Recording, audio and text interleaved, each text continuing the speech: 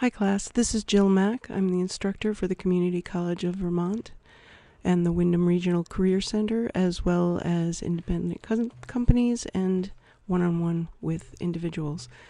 So my students know that if they have any questions about this video, they can give me a call and I can walk them through it. All right, this is about taking the favicon that you've created and putting it on your website. Now, up at the top of this browser, we have all kinds of tabs open. Our mailbox has an M for its favicon. Our web assignments for my CCV web assignments has a little heart with a cow in it. And last time we showed you the document on favicons that you can get from the handouts in assignment 3, or if it's another class that I'm linking this to in your handouts. We went out to a particular favicon generator site, and just a little refresher, here's a favicon generator site, dynamic drive. We can choose a file. Right now I come into my pictures directory, and I'm just going to choose a picture. I'm going to choose this heart that I drew in a graphic editor, and I'm going to create the favicon. So when I create the favicon, it shows me what the heart looks like, and I can click download to download my favicon. So if I want to download that favicon, it's going to download it and put it in my downloads directory. Now let's put this favicon into a Google site. Here's a Google site that has no favicon, and so I want to put something in here.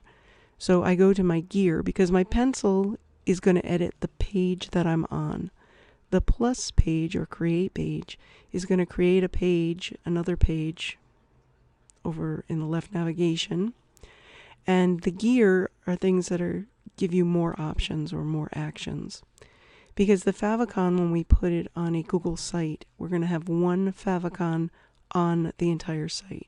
So we go down to Manage Site. From the Manage Site menu, we're going to go into Attachments, because we're going to attach this file. We've got a couple of other pictures that we've used, but we're going to upload, and we're going to upload our favicon. So if we go to Downloads, and we scroll down to the F's, we're going to see that there's a whole bunch of different favicons. Here's the different favicons that I've generated over time. And here's one that just says Jill. Here's a heart-shaped favicon, but notice they have favicon and then a number after them, because when you download the same file over and over again, it's going to give it a new name. And to do that, it just gives it favicon and it numbers it. So here's the favicon I wanted. I'm going to rename it, and I'm just going to take that 23 off of it. Okay, so I'm going to get rid of the old favicon, and I'm going to rename this one to just favicon. And I don't want it favicon space, so I want to make sure that it's just favicon. Good. And now this is the one I'm going to upload. Once I've uploaded this file, it should immediately appear, but it's going to depend on your browser. Remember, if your browser doesn't refresh, you're going to have to F5. If you're on a Mac, you're going to have to Apple key F5. And once we go back to the site, now every page that we go on, if we look at assignments 2, we're going to have that favicon.